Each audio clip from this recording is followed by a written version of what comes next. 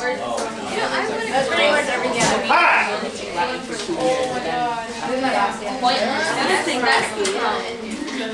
I hate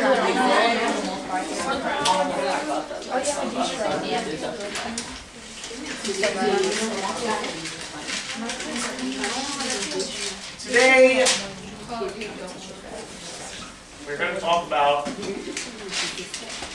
political machines that are a fact of American urban life for about 100 years, around 1850 to 1950. Every American city, by and large, for that 100-year period, that's a long time, is ruled by what's known as a political machine.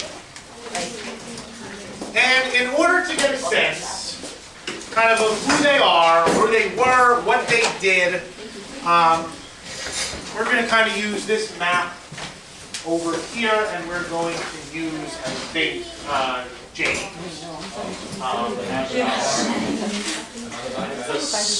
Depends on how you look at yourself. As the star of today's lecture, James, you can even sit there in his seat. James is, and we're going to see, so we're also going to talk about the difference between how government works in fantasy land and how government works in reality land. Because very often reality land and fantasy land don't intersect. James is an Irish immigrant. He came quite early on. He finds quite a bit of success in America, which is kind of unusual for an Irish immigrant, but it certainly did happen. James is a nice guy. He's a personable guy. He tries to help out the Irish immigrants that kind of come after him. And since we do live in a democracy, being very popular and wanting to help, the people, in his community, James decides one day to run for office, and James gets himself elected as the alderman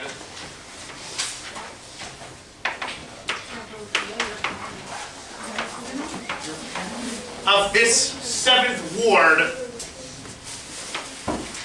here in the city of New York.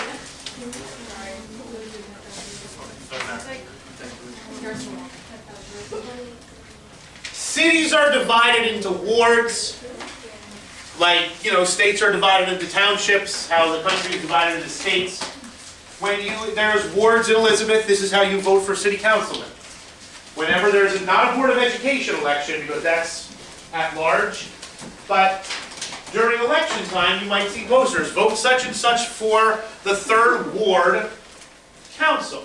The whole city votes for the mayor and so what is a ward? It's kind of another name for, like what? What is a ward?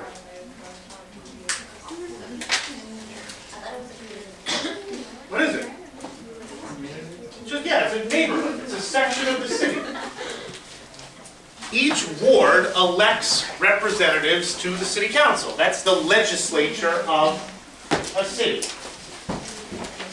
James runs for office and gets elected as the alderman from this 7th ward. There are 45 wards in New York City. He is the representative of this one. Now I want to move to the first thing James wants to do with his newfound political power is he wants to build a park. This is something that, municipal governments ought to be doing. James says that we need a park in this neighborhood. All these little Irish children coming from the beautiful green fields of Ireland now live in the concrete jungle of New York City. They don't have a chance to run and jump and play. And James says we have to build a park here. Now I want to kind of transition over to Fantasyland. How government will work concerning this park in Fantasyland. What's one of the first questions James is going to want to ask concerning his ward and this park? Where? Okay. Where should we build? Steph and Judy. Where should we build this park? In Fantasyland, how would government determine where the park is going to be built? Wherever there's free space. They would do some research, and they would say, where are we going to put it here? Schools? Are we going to put it in? What? Where there's a lot of children, that, where there's, we don't have to tear down anybody's business. That, in Fantasyland, if we want to assume that government works the way government is supposed to work, we would say that the park would go at the best possible place for a park. Duh. Okay. The next question is what? That's another kind of obvious question. How much is this park going to cost? And in Fantasyland, the government would do a study that says this is how big the park should be. It should have all of these things. It needs a water hookup and a sewer hookup and these materials and this kind of upkeep, blah, blah, blah. And the park is going to cost $50,000. Okay. The next question. Government decides we have a park. We think it's going to cost $50,000. Who's going to? Well, we know that. We know the answer. Who does supply the money? That's because that's an important part of this little game here. Not the people in this ward. That's not how it works. Okay, so who supplies the money? The people from taxes, right? Taxpayers. The taxpayers of the state, or the city, or whatever. But Aurelio, what's the next question?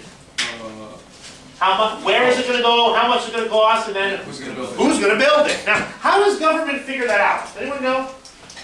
When government says we'd like to build a park, Don't they make a deal with someone, like a company or something? yes, they put out a contract. That's absolutely right. They put out a contract. They said, okay, the government wants to build a park, and it lists its specifications. It's got to be, 3 acres big. It's got to have 12 slides, a little kiddie pool, a big pool, like 3 trees, 4 water fountains, a bathroom for the guys, a bathroom for the girls. They have a list of things that the park needs.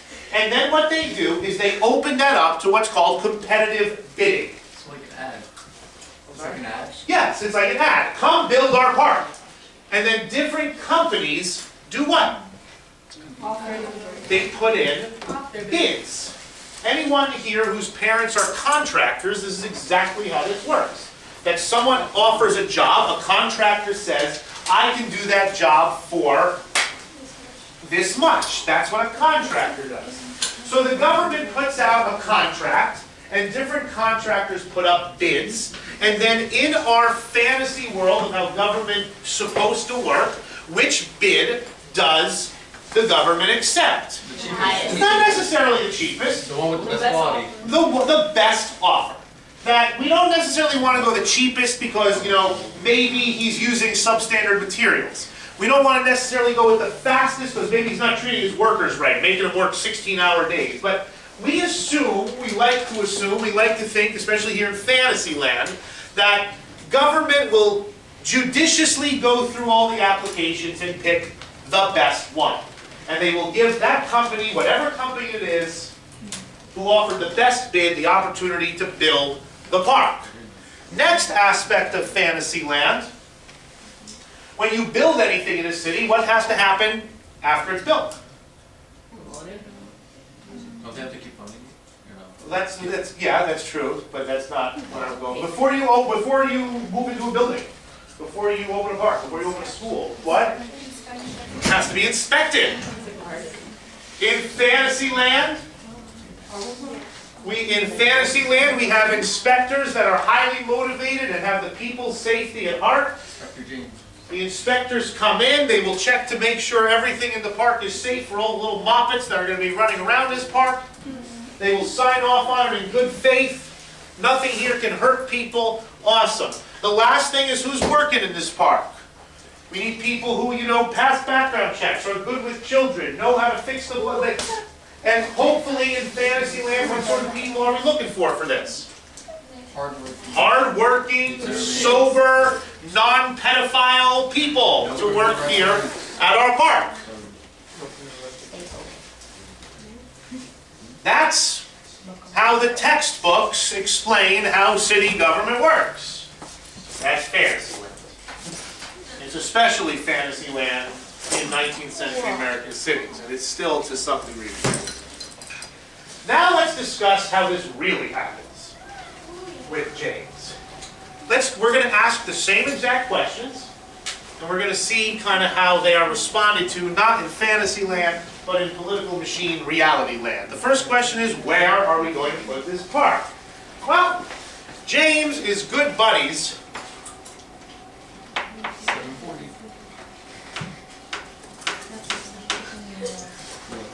This is a screenshot. Pain in the ass.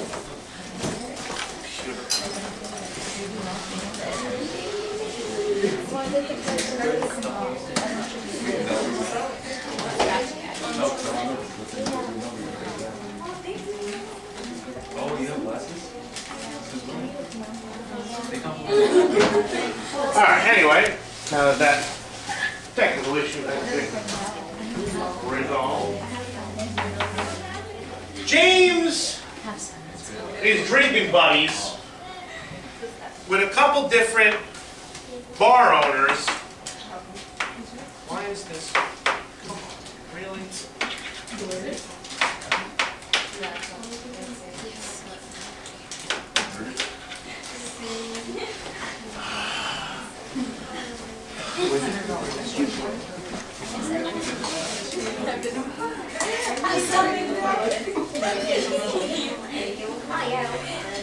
Anyway, take three. James is friends with a couple of saloon. Really? Hey, mister, Hey, what? is it broken maybe? No. It's just Stop. frozen. That'll be funny, that'll be funny. Like the pen is working, but the software Oh, I said that the Nelson Cross, Nelson Piano was said it stayed was, you heard me, y'all heard me. Don't even front, don't even front. I didn't hear you. All right, anyway, take five. James is good friends with a couple of business owners. They own some bars, some saloons, some restaurants. And he's talking to them about where to put this new park. And they say, you know, if you put this new park down here by our bars, our restaurants, and saloons, that's really going to benefit us. Because the more traffic that comes in, you know, people go into the park, the more people are going to come into our bars, saloons, and restaurants. Now, everybody in town wants the park near them because it's foot traffic, it's, you know, families and, you know, little moppets. But James's friends, you know, they've been friends a long time, and James decides that he's going to put the park right here by all of his friends' businesses. And in exchange, for what? Yeah, exactly, or more. That James, no one writes this down, but James sits there in the back of the room and says, you know, we're going to put the park here. I really, you know, think you guys can do a good job. You know, just tell you what, whenever I'm in the neighborhood, you know, free dinner for me and anyone, you know, that I'm with. And they're going, the business owners right here, they're going to benefit enough from this park where they're going to be like, all right, that's fine, we can do that. Maybe James is going to be a little bit more of a hard ass.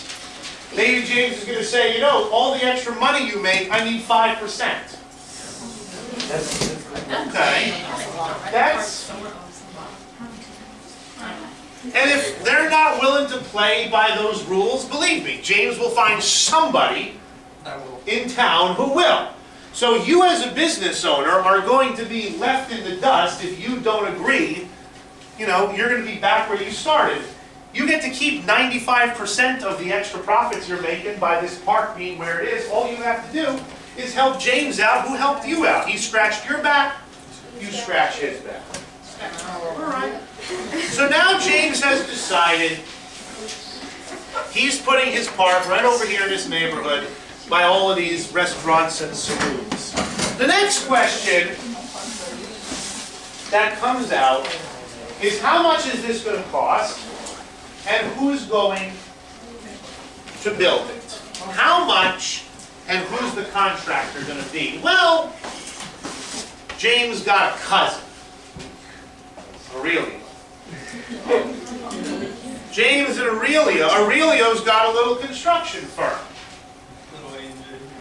Now James has to kind of follow the rules. James has to publish, the contract and put it out there for everyone, and people submit bids just like it's supposed to work. But over Sunday dinner, James and Aurelio have a little chat, and James and Aurelio come to an agreement that Aurelio is going to get the contract. And Aurelio is going to get to build this park. Well, James and Aurelio also sit down and they fudge some other stuff. They say, the park's really going to cost $50,000. What if we say it's going to cost $75,000? James and Aurelio, when they submit the bill to the city or to the state, say the park is going to cost $75,000. That's how much we need to build this park. Then James and Aurelio sits, he builds the park for how much? $50,000, because that's how much it costs. And then what did James and Aurelio do? They split the rest. They just split $25,000. That's cool. Hard to track down. How do you prove that, actually, we thought we were going to need, 1,083 hours of labor, but we only needed 872. Who the hell is going to track that down? When someone says we needed, 148 pallets of wood, and they really actually got 172, like, that doesn't look any different. It's a big pile of wood. It is so easy to hide $25,000. Especially in an era before computers. So James and Aurelio kind of got their 25 large that they share amongst themselves and some other people. Aurelio, he's in charge of building it with his workers, and what workers is he going to pick? His friends and family. Now all of a sudden, James has a government job with job openings available. James is going to give those jobs to people in the neighborhood who he thinks deserves them. All in exchange for what? No. From the people. No. Remember, how did James get here in the first place? How did James get to be an alderman in the first place? People did what? They voted for him. What is James going to ask for in return for these jobs? Vote for him again. Just for vote for him again. James controls all of these jobs now. And then the inspectors. Well, the park needs an inspector. James knows somebody who's got a little brother that needs a job. James says, hey, I'll give your little brother the job under two conditions. One, he votes for me next time, and two, he doesn't look too closely at the park. We might not build it, so super duper. We cut some corners some places, we pocketed a little bit more money. Maybe it doesn't quite come up to code, but if we're going to give, somebody's brother a job, he can be a good building inspector, lots of other places, just not here. Don't look too close here. Vote for me next time, tell all your friends to vote for me, and your little brother can have this job. And what people are going to say no to that? The honest people. Not a lot. If you're sitting there and you need a job, and all of a sudden someone's offering you this big comfy government job, just as long as you close your eyes for a few minutes every day, most people are going to take that opportunity. And don't sit here and tell me that they wouldn't. All of you guys see people cheating here all the time, and I don't see anyone running to coming saying, I saw someone cheat. So don't sit here on your moral high horse, folks. I'm sorry? Of course. It's a straight up bribe. You're going to be the inspector, and you're going to say, pass my park, regardless of what you see in the park. It's a straight up bribe. And then the people who work there are going to be kind of drawn from the same people. What James has kind of created here is this web of people who are dependent on him for their jobs and their livelihood. Then James is going to go with some of this extra money. He's not a fool. He's not going to spend it all on himself. He's going to make sure, he's going to take some other operatives, some other Democratic Party members. And he's going to say, all right, you are in charge of this block. You're in charge of this block, you're in charge of this block, you're in charge of this block, you're in charge of this. He's on every block. There's going to be a Democratic Party worker whose job it is to make things easier for the people who live there. Mrs. McLaughlin up here has a problem with her landlord. She knows that she can talk to James, and James can help solve the problem. Such and such, husband died, the wife needs some money to, see through her rent. James is going to see to that. New immigrants arrive, they don't know where to live, where to work. They're going to be met at the docks by members of the Democratic Party who take them and help them find apartments, help them find jobs, provide them with a big giant basket of food to last them, for the first 2 weeks that they're here. James is providing services for this immigrant community.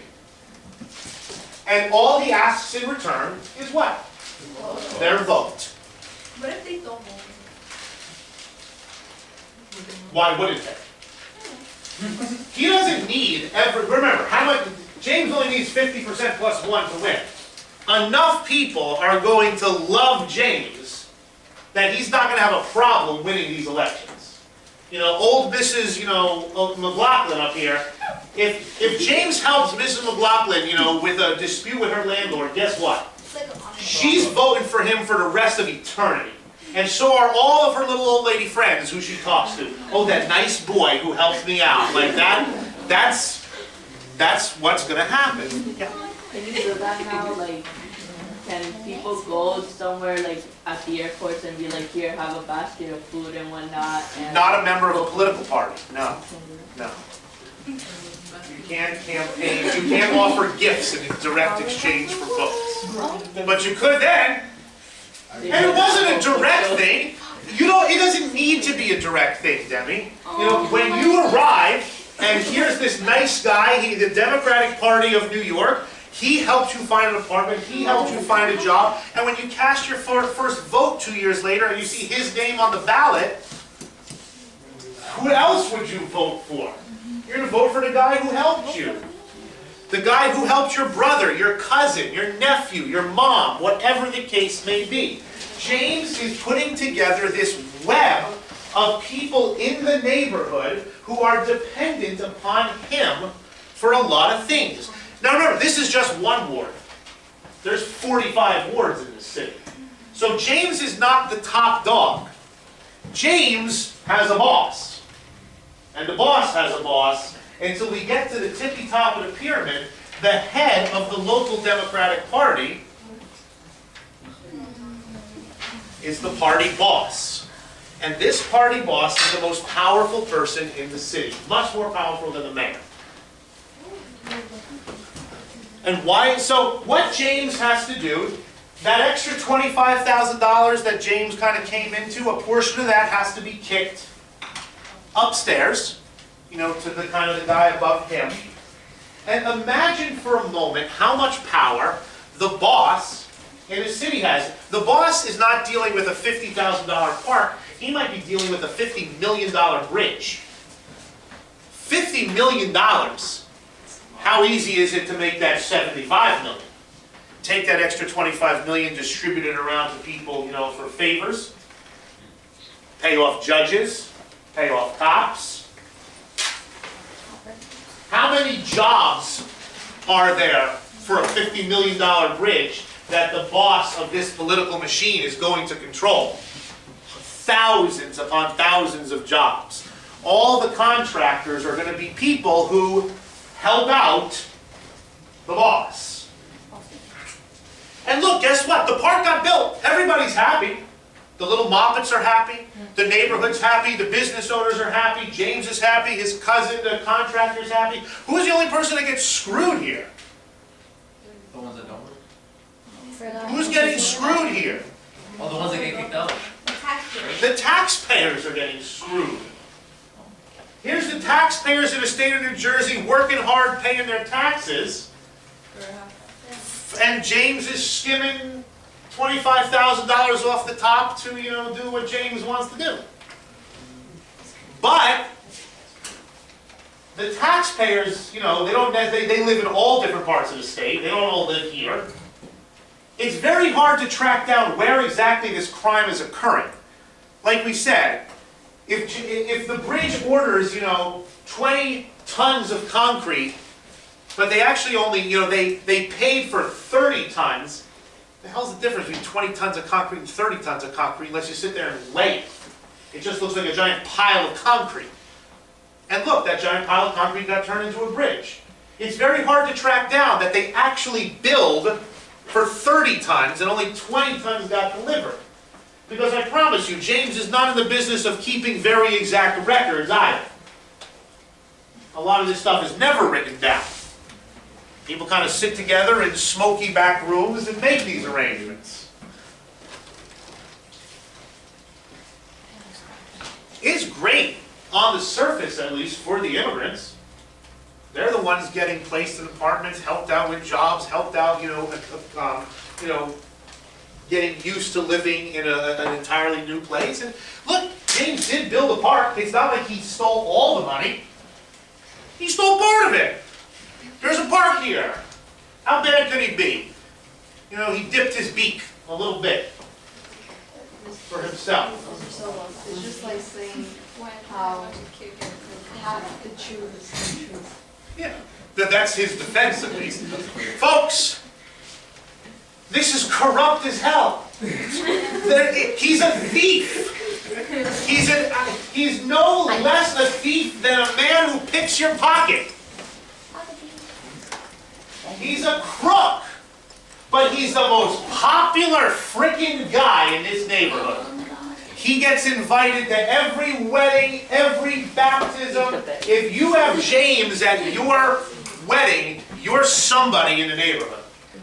And people, they know he controls all these things. And he doesn't usually have to make threats. If he needs to make a threat, he can. But people are going to go out of their way to make nice to him because they know he can make their life easier. Corrupt as hell. He's a crook.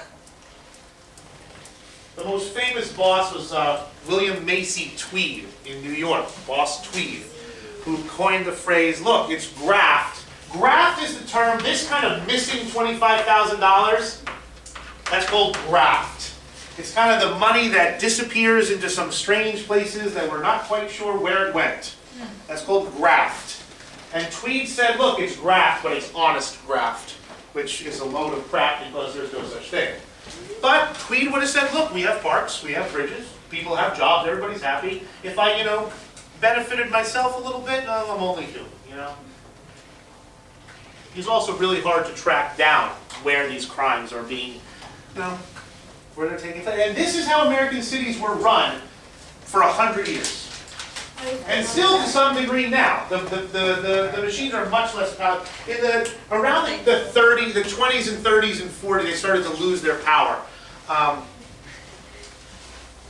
But political machines ran American cities for generations. And the boss of the city was the most important person. And sometimes there would just be a state boss who was a really powerful guy. He kind of had all the city bosses, kind of reporting to him. So I have two more things that I want to say here. Do we understand how it works? That you weave a web of jobs and favors, all in exchange for votes that keep you democratically in power. For the individual immigrants, they see these machines as godsends, as people who are doing nothing but helping them. And if you help me, why shouldn't you get something little in return? I know that James is walking around in a fancier suit than me, but he helps so many people. Why shouldn't he, have a little bit of a reward for that? What's the other option? You know, have a government that doesn't help me out when I have a problem with my landlord? You know? That's why a lot of people, especially down in the neighborhood, are very willing to not mind too much where James gets his money. He's not taking it from me. He's taking it from somebody else. Don't have to worry too much about that. Now, progressives are going to come to power in like the 1890s, turn of the century in American cities, and one of the things, the progressives are middle-class, idealistic reformers. The progressives are the people who say, I can't believe government works that way. Government should work the way it works in a textbook. And we're going to try really hard to make it that way. And these middle-class reformers, one of their main goals was to break the power of these machines. Because they're a bunch of frickin' crooks. They might be doing nice things for people, but they're frickin' crooks. And the progressives took it upon themselves to reduce the power, and they sent hordes of idealistic, middle-class young men into the basements of these tenements, looking through old files to see exactly where was that deal between Aurelio and James, and how much did they really promise, and how much did they and you can imagine how hard it is to track that down. You can also imagine that James can do a lot of things to make the life for those reformers difficult. They might meet a very large group of very large men on their way home from work one day who say, you know, stop looking so hard. Or you might, an unfortunate accident might befall you today. You know, James obviously has to be careful. You know, he can't be too obvious in his law breaking. But it's going to be hard to break the power of these groups because they are so popular. What are you going to do? Suspend elections? Not have elections? That's pretty undemocratic. Fine, we chuck James into prison, but I promise you the boss has another guy ready to take James's place. Some of the progressives want to do just that. They want to abolish city governments and replace them with managers appointed by the governor. Harder to take control of an entire state where it's a lot more diverse, with a lot more different people than just one group of immigrants in one city.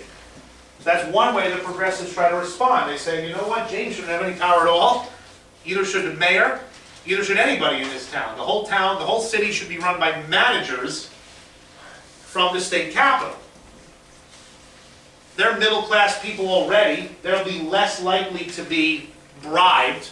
We'll pay them enough money where, you know, they don't need to be bribed. That's one response that the progressives have. So if we're looking at our unit, industrialization leads to urbanization. The reason we have these tenements and these slums and these ethnic neighborhoods is because immigrants are coming, they're working in these factories. They are organized by usually the Democratic Party. There's some Republican machines, but they're mostly Democrats, that provide services for these immigrants in exchange for votes. And the corruption goes from, you know, the top down. And we should be able to recognize both sides, that, you know, they did provide a lot of services, and they also did a lot of bad things. Because I promise you, when the inspector, who happens to be James's cousin, you know, doesn't look too closely at, you know, the fire escapes, it becomes very easy not to have good fire escapes. There's a story, and I'll leave you with why, you know, there was a ship that burned in the East River in 1904, the General Slocum. About 1,000 people burned to death on this little steamship that was taking people up for picnics. One of the problems was the contractor for the life belts didn't put cork in the life belts. He put sawdust. Sawdust doesn't flow, but sawdust is cheaper. But somebody had hired a crappy contractor because he knew somebody, and the inspector knew somebody and didn't look that carefully. And when these immigrant women and children tried to jump out of this burning ship in life jackets that they thought were filled with cork, they were filled with sawdust, and they all died. So pros and cons, but that's how American city politics work for a very, very, very long time. Urban machines. This is fun. This is a good one. Tomorrow, politics and labels. What's a liberal? What's a conservative? What's a communist? What do they believe? A lot of confusion out there. We'll deal with that tomorrow. Church chairs.